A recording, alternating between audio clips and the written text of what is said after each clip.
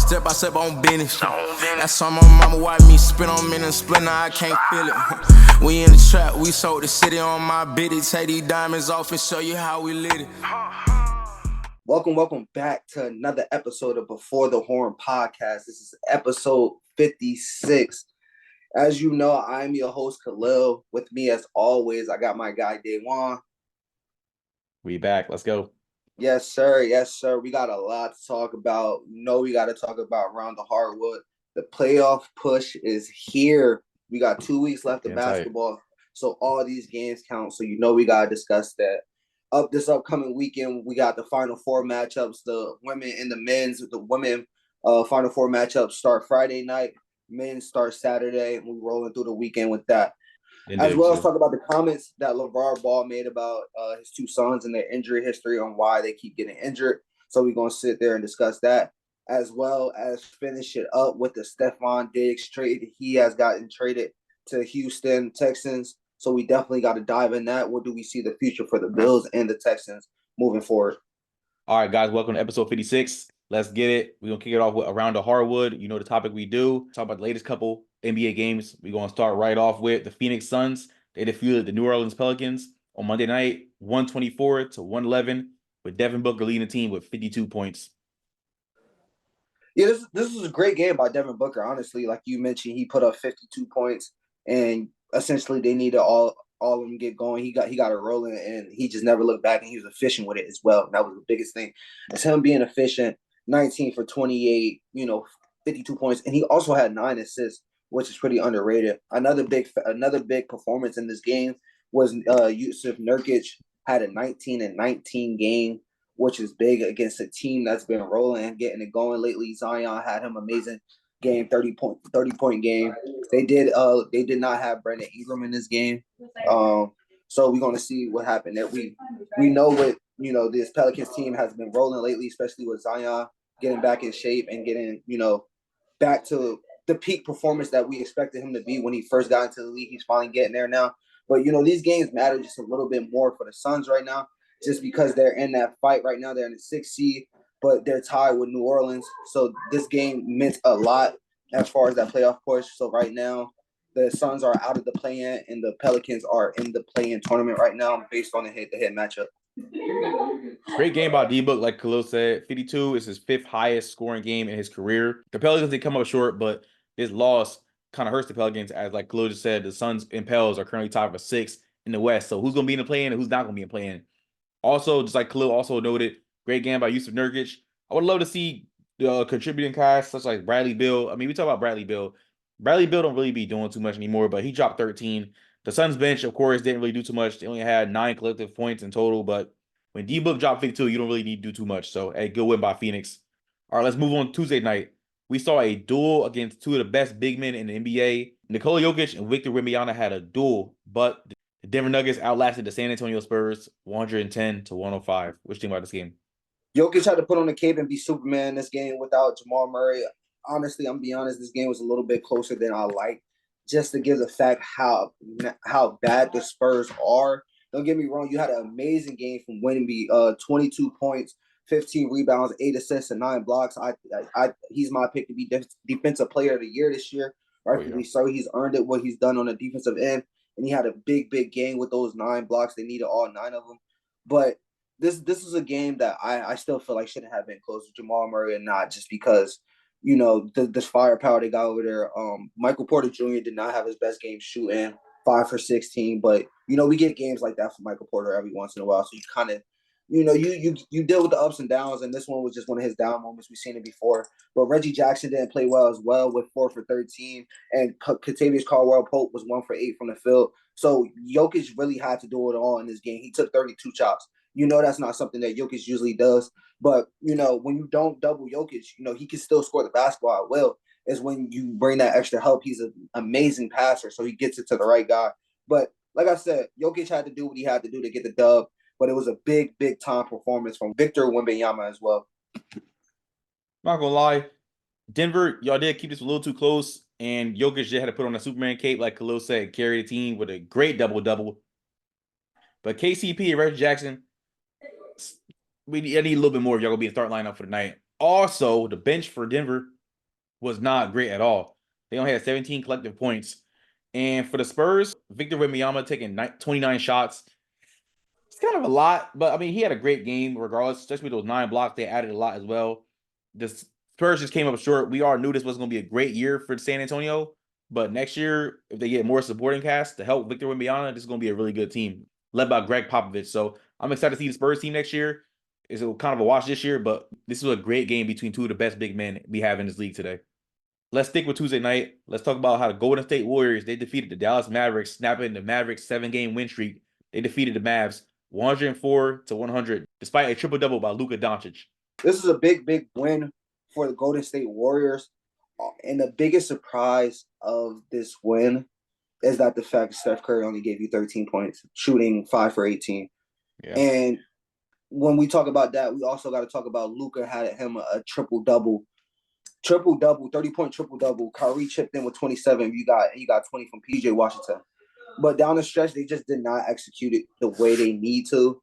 And that's some of the biggest issues. And defensively, like, as well, is some of their knocks that we worry about when it comes to this Mavs team. We love the two-headed monster they got with I love the two-headed monster they got with Luka Doncic and Kyrie Irving. I think, that those two together is great. It's about everybody else around them, knowing that those two guys are not defenders. They need everybody around them else to step up. And, they had Tim Hardaway Jr. coming off the bench in this game. I think he should be in the starting lineup. I didn't like that move, honestly, especially against a smaller team like this. Like, this is the type of team where you start PJ Washington at the 5 and you have Tim Hardaway Jr. in there. He did play when it needed to matter, but I just don't think like he really got into too much of rhythm. He only took 6 shots. I think he should be third in shots behind Kyrie and Luka. And albeit, PJ Washington had it going. He shot 8 for 9, 20 points. But if their recipe to win is Kyrie and Luka being themselves consistently, and Tim Hardaway Jr. is really that X factor, I feel like can make or break this team when it comes to scoring the basketball. And that just did not happen. But hats off to Golden State for a big win. That, if I would have came and told you that, Steph Curry only scored 32 points against the Mavs, I'm sure you would have been like, yeah, they lost that game. There's no way in hell they won that game. But they found a way to win when it needed to matter the most. I definitely agree with you. I was going to bring the same thing up about Tim Hardaway Jr. He should definitely been in the start lineup over Jones Jr. Jones Jr. gave you 0 points. He shot 0 for 4. Again, the Mavs lost by 4. I really don't mind that. I really like. I don't think they needed to start. I really don't think they needed to start Gafford this game, in my personal opinion, because Kevon Looney didn't start this game, so it's not like they had a true too big out there. Warriors play pretty small anyway. I think you're good enough with PJ Washington, who's 6'10", as your big, just to start off the game and let Tim Hardaway get into that early rhythm. All in all, though, the Mavs bench, I need more than 13 points. I mean, anything under 20 points as a collective bench, it's not that good in my opinion. But if outside of Luka and Kyrie, if they're scoring 25 or more a game and your supporting cast can't help you as much, I mean, we saw PJ Washington drop 20 points, like you said, 8 for 19. It's not bad, but Derrick Jones Jr. scoring 0 points really hurts. But a good win by the Warriors, despite Steph Curry not doing too much. I mean, Draymond had 11 points. Whatever, Draymond, who cares? It was really a Wig show for the Warriors. He dropped 23. Andrew Wiggins stepped up big. I think the biggest thing as well is that Chris Paul dropped 14 off the bench. Yeah, I think the biggest thing as well is that the Rockets are tailing off right now, and the Warriors are kind of the team that's getting hot right now. And it just sucks because the Rockets have so much ground to make up. And as soon as they close the distance, they fall apart. And they're actually playing right now. Warriors are up, I think, 18 last time I looked. So it looks like Warriors are going to in a head spot to get that 10th seed and get into the playoffs. And, Steph Curry in a single game can go for 40 like this. And let Klay Thompson, get hot. It could be an issue as well. And who knows who they play in the first round with how close that 9-8-7-6 matchups are records are right now. They're very, very close. They're very, very neck and neck. So we don't know who's going to be that 9th seed yet. But I tell you this, like, Warriors won't be an easy out just because you got 2 players. If they get hot, it's lights out for anybody. It's a fact. All right, let's stick with Tuesday night. Let's move on to the next game. We saw the Sacramento Kings defeat the Los Angeles Clippers, led by Domantas Sabonis, 22 points and 20 rebounds. Kings beat the Clippers 109-95. This is one of them. Here's the thing too. Like the Clippers had it, like they had it rolling as of late. They had won 3 straight going into this one. We knocked them when they lost to Philly, then they lost to Indiana, but they came back, beat Philly by 1. In the infamous Kelly Oubre. You know, if you've seen it, you know. If you know, you know. Oh yeah. Then they come down to Orlando, beat the Orlandos on the roads. Then they go out and beat Charlotte. Which is Charlotte. I mean, they're looking forward to next season. Their coach is not even going to be there. But nobody just played a good game. James Harden 1 for 7, 6 points. What are you going to do with that? There's no Kawhi in this game. You have to step up. You have to be that guy. Don't get me wrong. Russell Westbrook did give you 20 points off the bench, shooting 50%, and that's big. But James Harden got to be better than that. Terrence Mann only gave you 7 in the starting lineup. Like, I can't have Norman Powell and Russell Westbrook being my leading scorers on the team, and expecting to win, especially with no Kawhi, respectfully. No Kawhi. So, James Harden, this is one of them games that you get from James Harden. And on the other end, Domantas Sabonis, 2020, and almost had a triple-double. He was one assist short of a triple-double. And he's a very, very, unless you watch the Kings, he's a very, very underrated big. He's Jokic-esque. He's just not as dominant as Jokic, especially when De'Aaron Fox didn't really have it going, 6 for 20, 1 for 7 from 3. He still gave you 20 points, but on 20 shots is not very efficient. But you did have Trey Lyles, who stepped up big, and Davion Mitchell as well, who stepped up big off the bench to give you 15 and 14 points. And I think that's the biggest difference. And it's not the issue that the Clippers lost; it's the issue that by how much they lost by. They lost by 14 points. There's no way you should lose like that, especially coming down the stretch. These are the games but this is when you need to be hitting your peak stride heading into the playoffs. And I get it, no Kawhi. But we seen an instance where they don't have Kawhi in the playoffs, or they don't have Paul George. That's why you go out and get a James Harden for somebody to step up. But we all know who playoff James Harden is. And my question is, what Paul George are you gonna get? Are you gonna get playoff P, or are you gonna get pandemic P? So that's my biggest issue as well. That's why I can never really fully embrace this Clippers team like some others do. I'm going to start off by praising Domantas Sabonis' great night. I mean, De'Aaron Fox, don't forget about his 20 points. I mean, he shot 6 for 20 from the field, but he still added 20 points and 7 assists.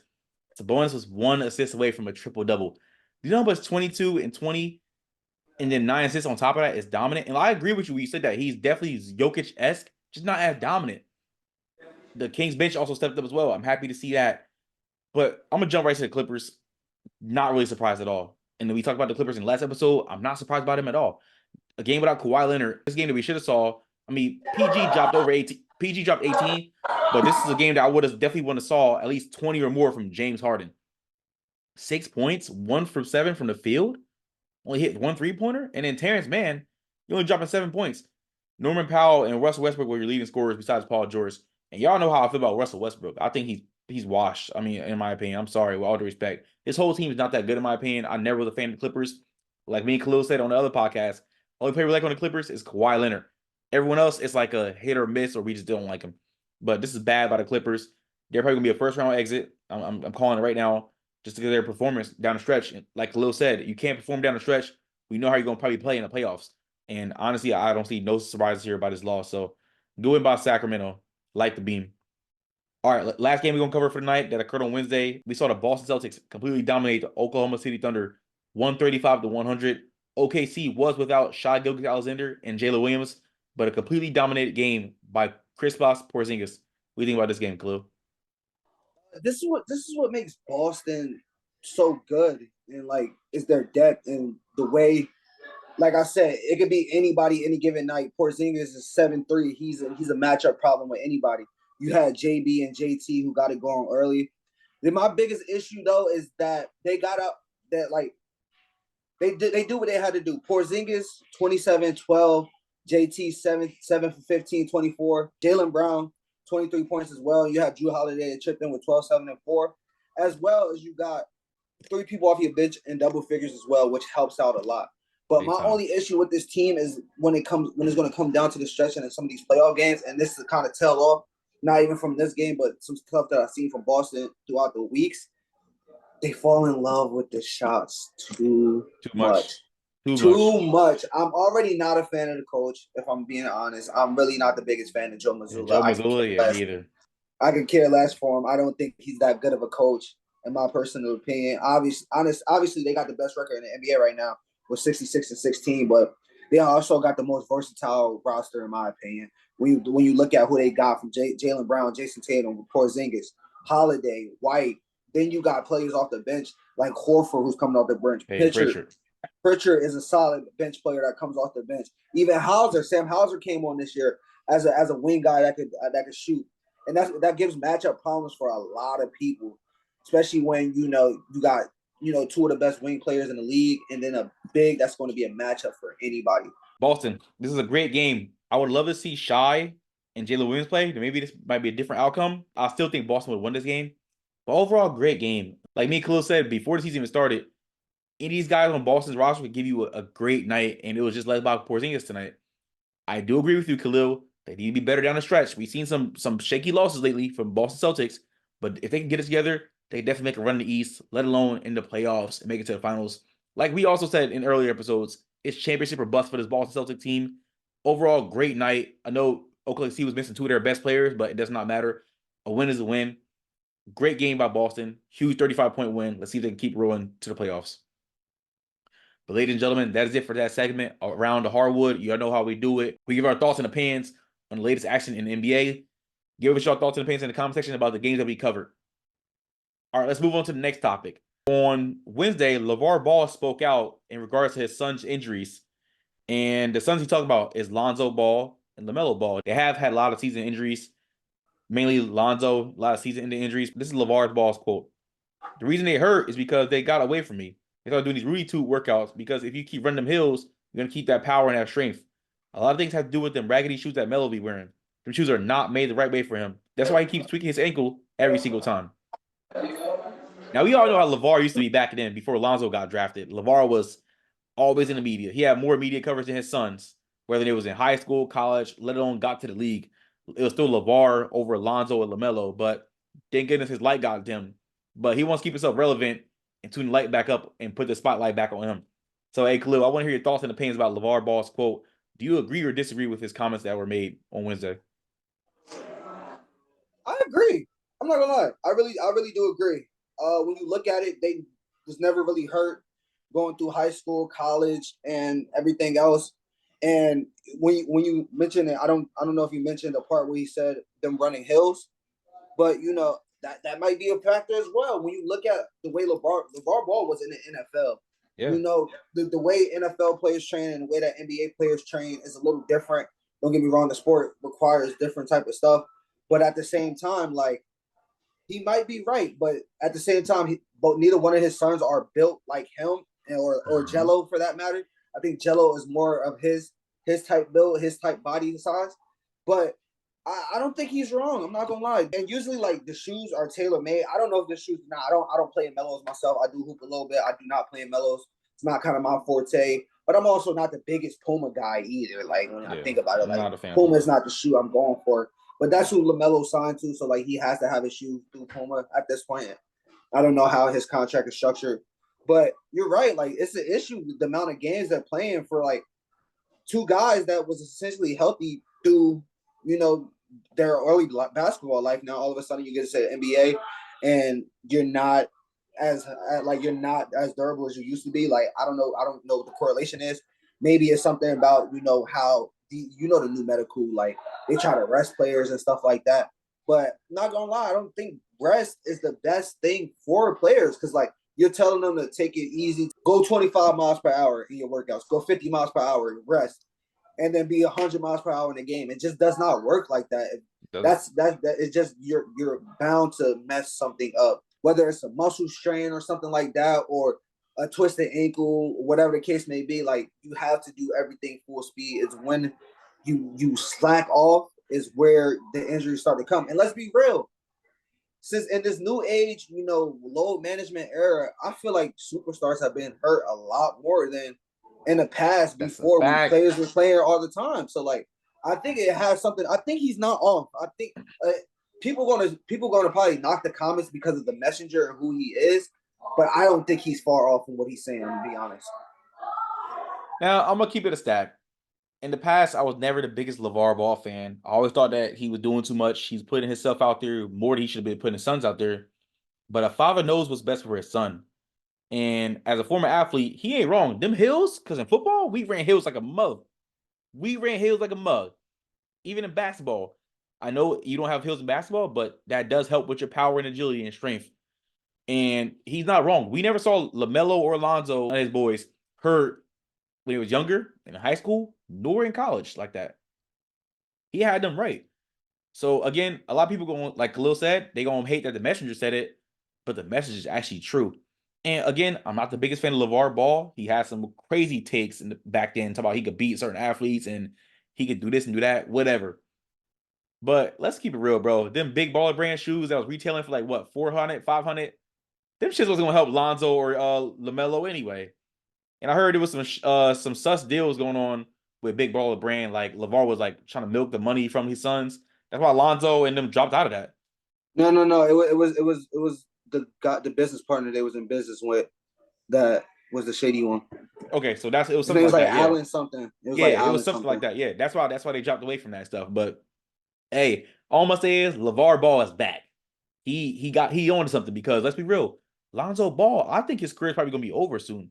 He's had too many injuries, let alone season-ending injuries. And the one that he just had these past couple years, it's like, dude, is this guy ever going to even play again? And then LaMelo, a whole bunch of ankle sprain injuries, like LaVar said. And like Khalil said as well, I don't think Puma's that great of a shoe. It has a great aesthetic, it has a great look, but it's not really a good hooping shoe. But I mean, hey, that's who LaMelo is sponsored by, so he getting that bag. And the Melos, they look nice, but I would not personally hoop in those. I'm not even a hooper myself, but regardless of the fact, LaVar Ball, in my opinion, he is speaking facts. Based on the comments that LaVar has made, what do you think? Like, how do you think the boys should feel? Like, what do you think they should go from here? Do you think it's like, do you think it's a fix with like the shoes or whatever, or the weight room plan? Like, what do you think the solution is to get these guys back on the court and healthy? Well, first, I want to see how the boys respond to this. Again, I'm not being messy. I just want to see how these young men who are You're a now messy person, adults. bro. I'm You're a not. messy No, person. You're a no. I'm messy not being person, bro. petty. I'm not being petty or You're messy. I'm not instigating it.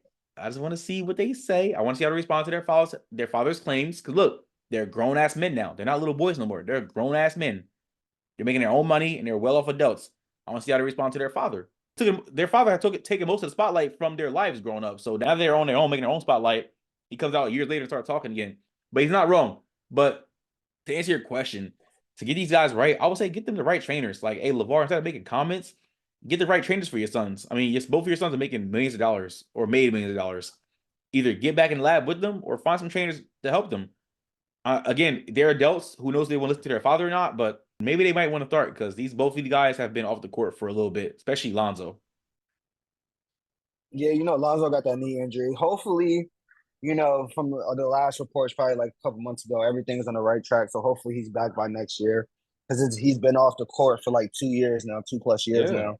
And LaMelo has missed a lot of games he's missing a lot of games. Put it like that. At the end of the day, they missed a lot of games. And LaMelo was just an All-Star not too long ago. So hopefully they do because I'm a big fan of them. Big fan of them. I've been following them since LaMelo was a freshman and Lonzo was a senior year for Lonzo, and they were running things over at Chino Hill. Hopefully, they can utilize their full potential and be the best players they can be on the court. big facts. Well, ladies and gentlemen, that is it for that topic. Give us your thoughts and opinions about LaVar Ball's recent comments on his son's health in the NBA. Is LaVar right or wrong? What do you guys think Lonzo and LaMelo need to do to get healthy and get back on the court as soon as they can? Also, do you think it's the shoes or do you think it's the young men and the choice that they make or their diet or their lifestyle that they're now doing in the NBA? We want to hear that all in the comment section below. All right, let's move on to college basketball. March Madness is almost over. We are now in the Final Four stage. We have the men's and women's Final Four going on. The women's Final Four goes on Friday, and the men's goes on Saturday. Khalil, I want to talk about the Final Four for women's. On Friday, the first game, we have North Carolina State. We'll be taking on South Carolina. This is going to be a great, great matchup. I honestly, I can't even tell you, man. This is going to be great. South Carolina is undefeated for a reason. North Carolina State, they're 31-6, but they definitely made it. They definitely were a great team this whole season. But head coach Dawn Staley, she's gonna bring everything she got. She's the AP Coach of the Year. This is her fourth straight Final Four. Camilla Cardoso is going to bring her A game. Wes Moore has been coaching a great team. And this team is resilient. But honestly, I'm not going to lie. I do not see them defeating South Carolina. I think South Carolina's going to win. It's going to be a pretty good game. I think it's going to be a close game. I think South Carolina's going to win by at least, I'm going to say 8 or more. I'm going to say South Carolina pulls away in the second half. NC State definitely has a scrappy, resilient team. That's what you have to watch out for. And South Carolina cannot sleep. So I'm going to go South Carolina winning this game and advancing to the championship. I'm going to say they beat the North Carolina State Wolfpack by at least 8 points or more. Yeah, I'm right there with you. I got South Carolina as well. Moving on. When you look at the South Carolina team, they just very, very well balanced team. Carmela Cardoza is the head of the snake when we talk about, the best player on that team. But it's not just her. They have hoopers. They have hoopers all over that team, all over the court. When you start to mention about the freshman who second in the team with 11.9 points, Malaysia Fawali. You got Tahina Pau. Yeah, Pau. I think Pau. Yeah. Tiana Pau. Oh, that shit found. All right. And they got Tiana. Like, that shit kind of weird, bro. Oh, fucking up.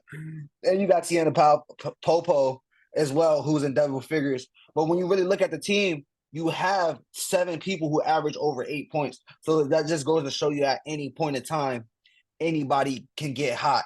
And that's the best thing about this team. Dawn Staley is a great, phenomenal coach. And if you remember going from last year, this team was undefeated until they ran into Iowa in the Final Four and lost to Iowa in the Final Four. That's a fact. So this team has been hot before then. There was the national championship, that's 2022. And since then, they've been undefeated since. And I think they just went through NC State to make it to the national championship on Sunday. Yeah, I'm gonna say at least by 8 to 10. I'm gonna say that. That's my final prediction. Oh, I got it by double figures, respectfully. Yeah, I'm sorry, I got it by double figures. Most def. All right, let's move on to the last Final Four game for the women's bracket. This is gonna be another stellar game, and I'm happy that this is the last game because this is just gonna be a killer game. The UConn Huskies and Paige Bugers are gonna be taking on the best player, in my opinion, in all of college basketball, Caitlin Clark and the Iowa Hawkeyes. I'm kind of torn in this game because I love both rosters. Both of these teams are great teams. Both of these teams have great players. She has Caitlin Clark, and UConn has Paige Bugers. But who knows? Like, I don't know. Because I'm so torn. I love these athletes, these ladies, and they've been playing a great season the whole time. But all due respect, I think Iowa's still hungry from last year's loss against LSU. And I got them defeating UConn. And I'm going to actually follow the spread for this one. They have Iowa favored by minus 2.5. And I think Iowa wins by 3. I literally think Iowa's going to win by 3 points in this game. So I'm going to say Iowa by 3 points. Oh. I'm going to have to disagree with you on this one. I'm sorry. I got to disagree with you on this one.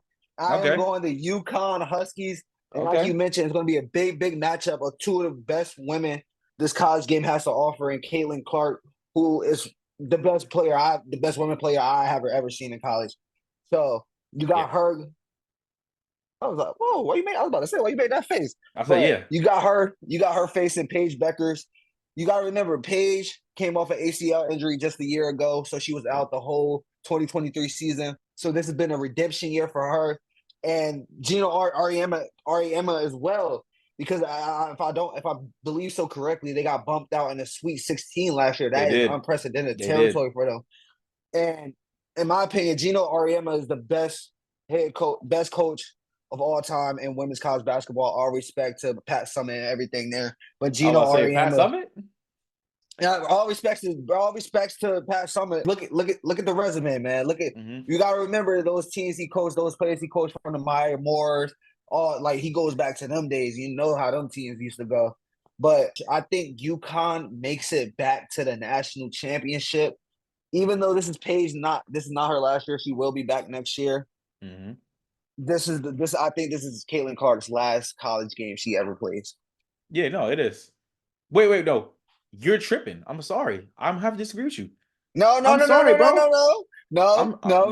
Nah. You already agreed. You agreed. No, that was on accident. You agreed. You put it out there. That was on accident. No, that was on accident. That was literally on accident. That was literally on accident. Stop. That was literally on accident, bro. You're literally tripping. Iowa's gonna win this game. Caitlin Clark is hungry. She's the best player. She didn't break records all year. She's been on a tear. She just took out your LSU girls a couple of days ago. She about to do the same thing to Paige Buchers. Listen, this Iowa team is just different. I'm sorry. This year I feel like they got a fire lit under them. They want it that bad, bro. And I know UConn wants it bad too, and Paige wants it that bad too. I'm sorry. I got Iowa in a really, really close game. I'm gonna have to disagree with you, bro. So, who do you have winning out of South Carolina and Iowa? I The think way you Iowa. have it.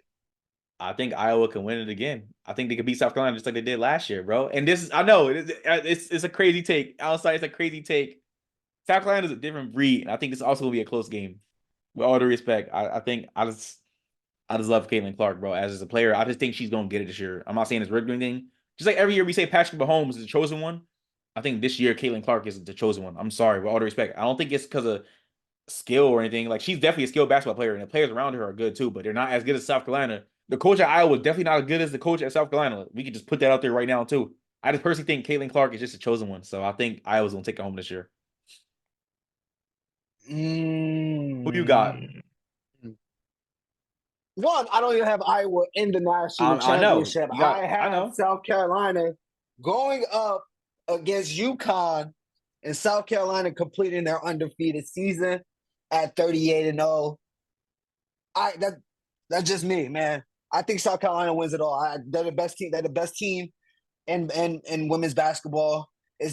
I wouldn't say it's not close, but by far, in my opinion, the gap between them and the next team is a little bit substantial. Can they lose? Yes, we've seen them almost lose to Tennessee, but they just find ways to win. And I think they, at the end of the day, come Sunday night, they will be cutting down the nets. Hey, we'll see. Y'all better tune in this Sunday. I got my picks. We shall see what happens on Sunday night. All right, now let's move over to the men's bracket. This is going down in Phoenix, Arizona at State Farm Stadium. Let's start off with the first game on Saturday. We got DJ Burns versus Zach Edey as Wolfpack of NC State are taking on the Purdue Boilermakers. Another great game that we're excited for. I'm not gonna lie. Khalil, are you excited? I am actually. I am very excited. Because we talked about this in the recent podcast. We talked about this in the previous episode on episode 55. Two great big men. Again, we all knew about Zach Edey, but DJ Burns definitely turned it up. Again, coming into the tournament, NC State had to fight to get to the ACC tournament. Then had to fight, and they were 11th seed, and they made it all the way to the Final Four of college basketball. Phenomenal. He has definitely led this team. I'm excited to see how great this game will go. I'm excited to see how these big men clash. I'm excited to see how the supporting cast helps. Purdue has a really good supporting cast.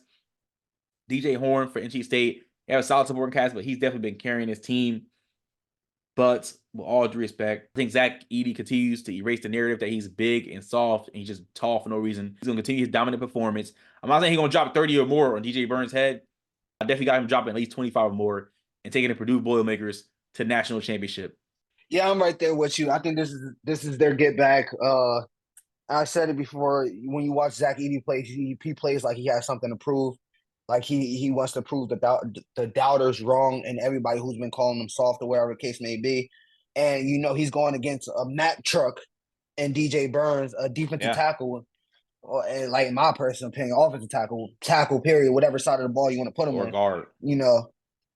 Right now, Purdue is favorite minus 9.5, rightfully so. I don't think I don't know if they beat them by that much, but I think this is going to be a very competitive game that comes down to the wire. But I think Zach Edey is going to be the difference. That 7'4" size is just something you can't teach.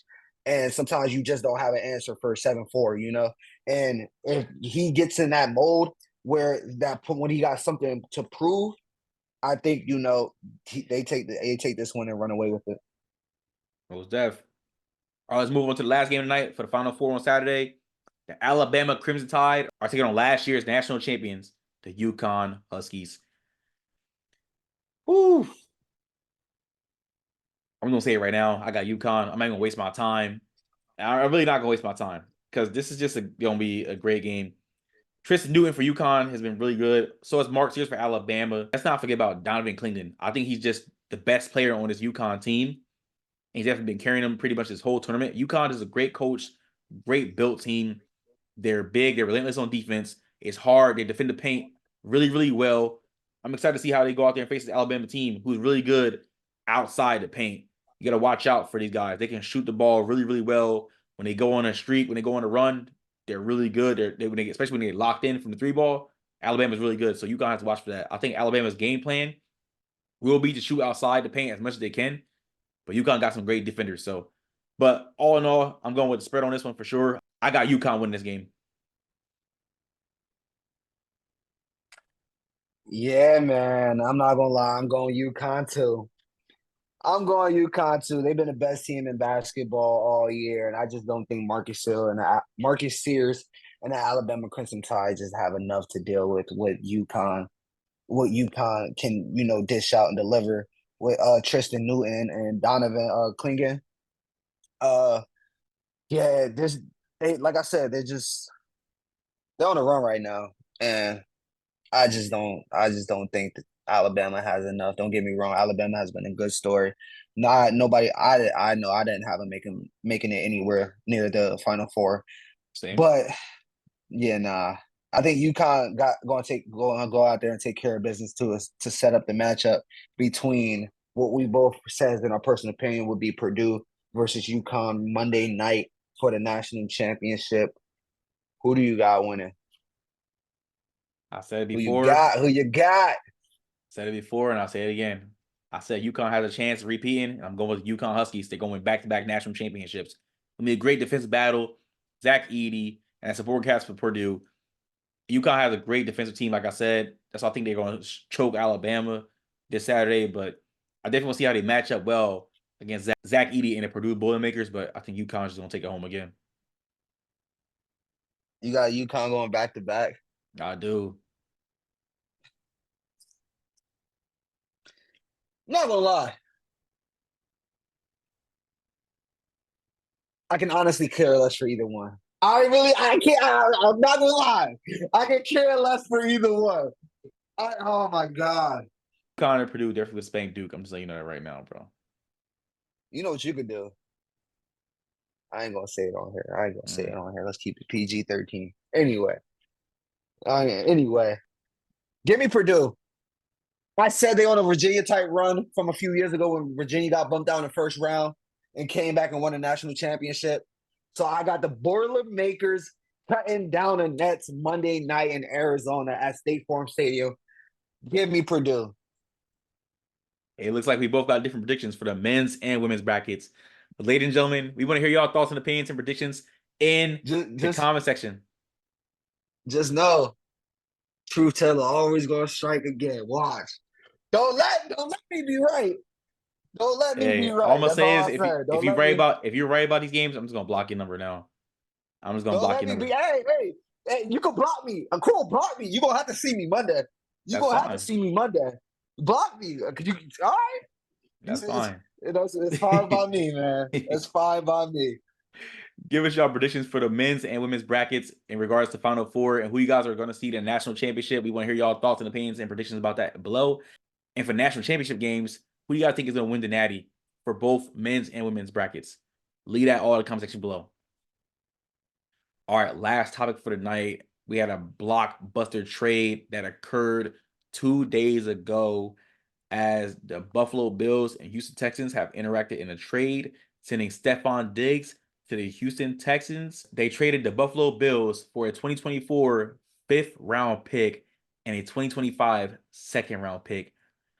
The Houston Texans just got a big playmaker on offense as they already added to a great offseason that they've been having, bringing in Joe Mixon, re-signing Dalton Schultz, bringing in Daniil Hunter, who was a top 10 edge rusher last year.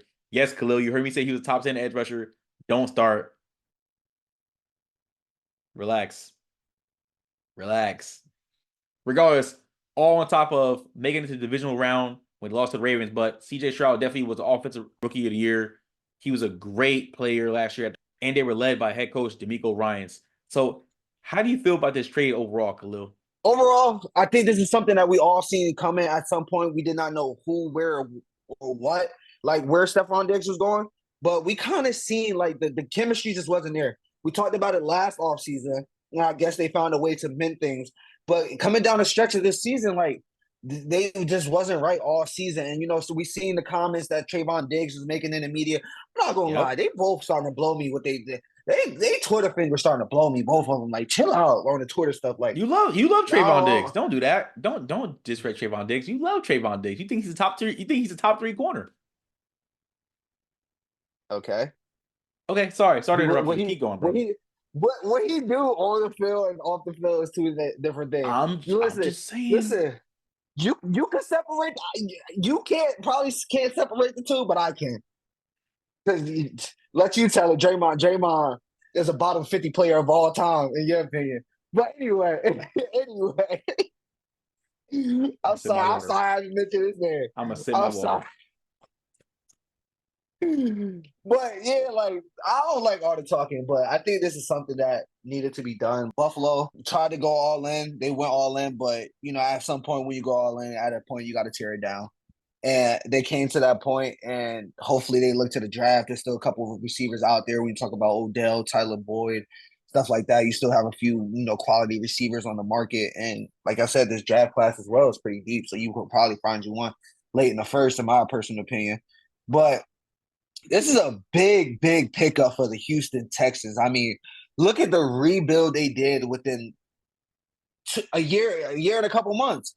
Because they should have been picking number one just last year, but Lovie Smith, the last FU, won that last game to give him that second pick, and they parlayed that into C.J. Stroud.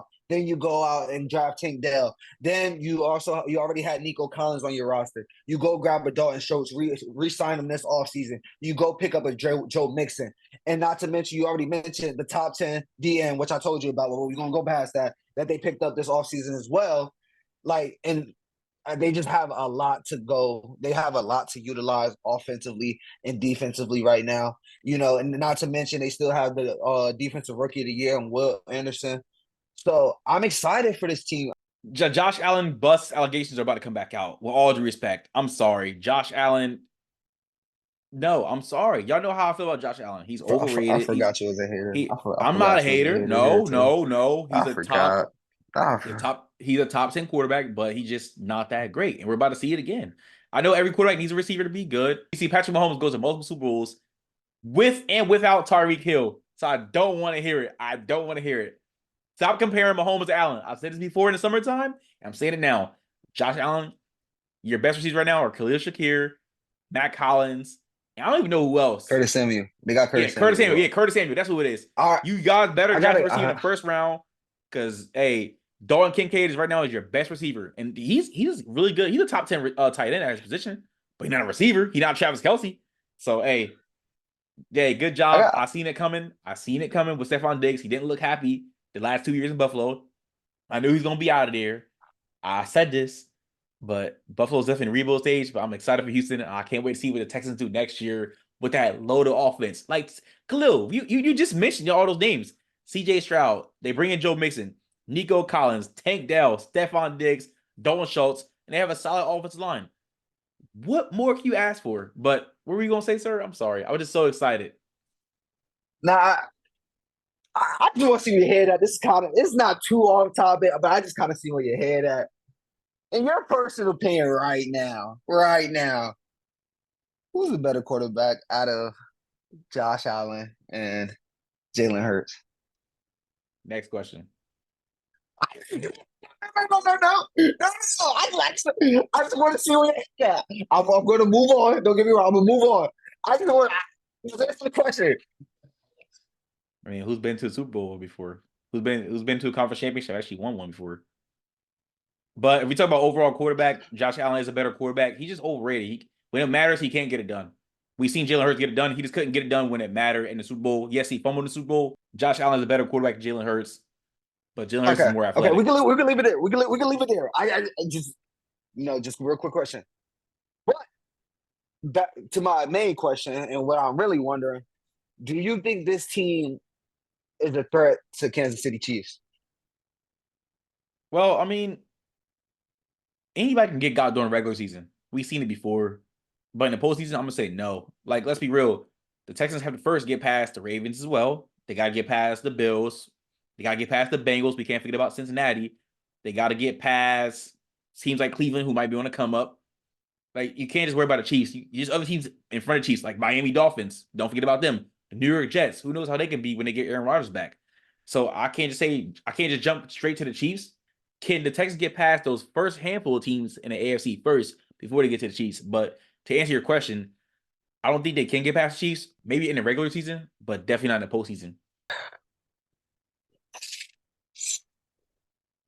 I'm gonna say yes. I'm gonna say they're a threat. Do I think? A threat? Okay, yeah, a threat. Yes, okay. They're a threat? Do I Ooh, think you almost scare me. they're better than them? No, I'm not gonna say that. I'm not going that far. Come I'm on, about my to say homeboy. you That's my must be boy. high Come on. tonight. Don't forget who started rapping Chiefs money line first. Come on. I should get that put on the shirt. Chiefs money line. Don't forget that. Don't forget that. I know you Don't remember bring that. that up, please. Don't bring that up. Scottsdale, Arizona, 2023. Remember those days? But we all gotta relive those days. We gotta relive those days. But I think they're a threat. I think they're a threat to them just because offensively what they possess. And we got to remember the one team, not the one team, but the team that did stop the Chiefs from making it to Super Bowl the past few years had a similar offense to this when you talk about Joey B, who was in his second year as well. They had a Jamar Chase. You had T. Higgins. You had the Tyler Boyds. You had the Joe Mixons. Now you switch out a year two Joey B for a year two CJ Stroud. You add a Joe Mixon. He is a little older, but he's still very serviceable. And then you have a stud wide receiver in Stefon Diggs. You have a stud in Nico Collins, who led the league in yards per catch. And you have Tank Dell, who's coming off an injury, but showed flashes that he can be a number one as well. So you got kind of the same situation. So for those reasons being, I do think they could be a threat. And I would say I want to be surprised if they was to beat the Chiefs in the playoffs. But I'll still have the Chiefs winning at this point. But I think they're the closest threat at this point right now. I think they passed the Ravens or the Bengals or anybody else that you may think be a threat to the Chiefs. Okay, so I got a quick question for you, though, before we end the segment. Where do you see the Texans placing in the AFC next year, then? AFC. Well, just, the whole conference. Just like AFC. At worst, third seed. At worst, third seed. That's what I'm going to go. At worst, third seed. Yeah, I agree with you. Barring anything catastrophic. I agree with you, honestly. Well, ladies and gentlemen, I definitely want to hear from any Bills fans or Texas fans that watch our platform, but give us your thoughts and opinions about the Buffalo Bills trading Stefon Diggs to the Houston Texans. Did the Bills lowball in his offer, or did the Texans lose his trade? How do y'all feel about Stefon Diggs heading to a now loaded Houston Texans team? Where do you guys see Houston finishing in the AFC? I want you guys to answer all those questions in the comment section below. But ladies and gentlemen, that is it for tonight, episode 56 of Before the Horn podcast. Make sure you like, comment, share, subscribe. Thank y'all for tuning in for whatever platform you guys are watching or listening to us on. We appreciate all the love and support and continue to give us feedback. Also, make sure you guys check out our Patreon. The link will be down in the description box. Pay for as little as $2 a month. You guys can help us out. You guys can definitely have a better chance of being guests on here, give us topics to talk about, interact with us on a first-hand basis. All types of perks come with the Patreon, so make sure you guys check that out in the comment section below. Yes, sir. Yes, sir. Make sure you guys like, comment, share, subscribe. Make sure you get this out to all your people. Moms, dad, brothers, grandma, sisters, don't care. We love all feedback like they want to mention. Make sure you follow us on Instagram at Before the Horn Podcast, TikTok and Twitter at Before the Horn Pod. I know. We got stuff in the works. Let's do it. I can't wait. I'm just hyped. Let's do it. Well, again, like, comment, share, subscribe. Thank y'all for watching episode 56. We'll see you guys on the next episode. Peace.